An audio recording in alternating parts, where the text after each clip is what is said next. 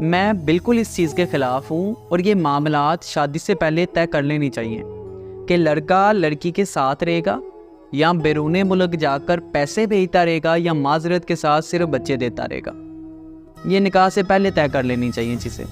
शादी जैसे नाजुक और सच्चे रिश्ते को भी लोग पैसे के तराजू में तोलते हैं, जिसकी वजह से मियाँ बीवी की जो बाहमी यकसानियत होती है, मोहब्बत होती है, उनसियत होती है, वो गायब हो जाती है।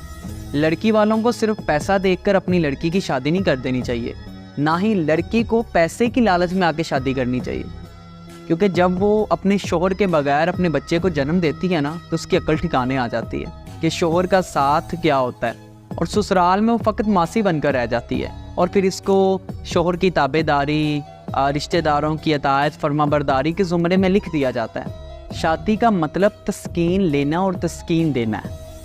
शादी का मतलब साथ देना और साथ लेना है। शादी का ये हरगज़ मतलब नहीं है कि आप घरदारी में उलझ कर मियाँ से भी दूर हो जाएं और अपने रब से भी दूर हो जाएं, और ऐसे फिर ना दीन के लिए वक्त मिले, ना दुनिया के लिए, और ना ही अपने शोहर के लिए। अगर नौकरानी रखने की इस्तात नहीं है ना, तो आपको चाहिए कि सारे घर वाले मिल बांट कर काम कर लें। लेकिन फिर भी मैं शादी करके बाहर जाने वालों के सख्त खिलाफ हूँ।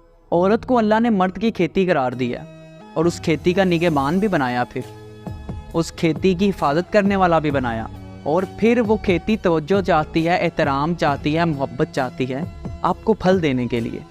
लेकिन अगर आप 7 समंदर पार सिर्फ चंद मादी चीज़ों के लिए इस सारी दौलत को छोड़ के जाना चाहते हैं, तो यकीन माने उम्र के आखिरी हिस्से में आपको इस खसारे का बखूबी अंदाज़ा हो जाएगा।